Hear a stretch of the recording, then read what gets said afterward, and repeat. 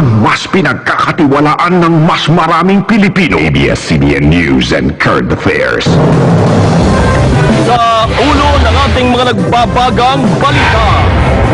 Exclusive, bintang na pangungutong ng General Manager ng LLDA sa may-ari ng Fish 10, nakuna ng video.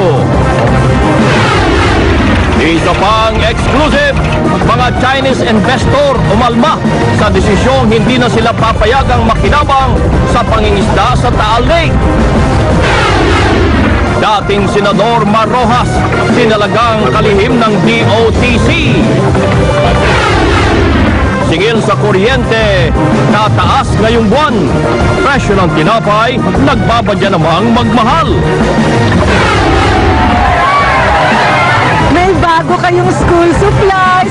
Mga estudyanteng ita sa Zambales at mga batang may hirap sa Malabon, tinulungan ng balik eskwela, tulong sa pamilya.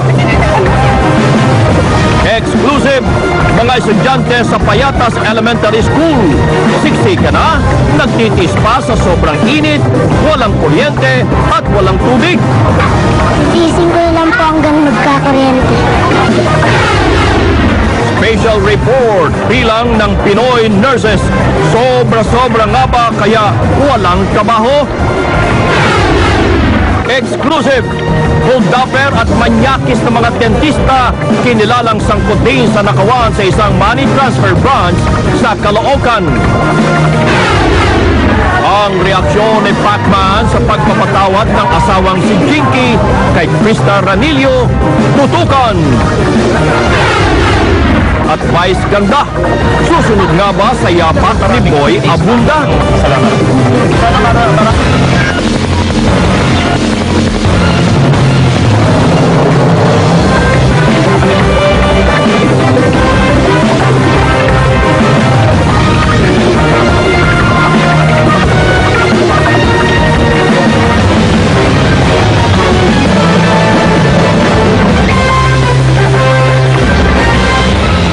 Live mula sa ABS-CBN News Center, Manila.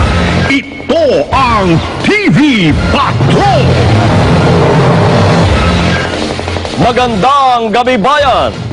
Tataas ang singil ng Meralco ngayong buwan at mananatili naman ang diskwento ng mga lifeline users o yung mga mahirap na consumer ng kuryente hanggat walang direktiba mula sa Energy Regulatory Commission.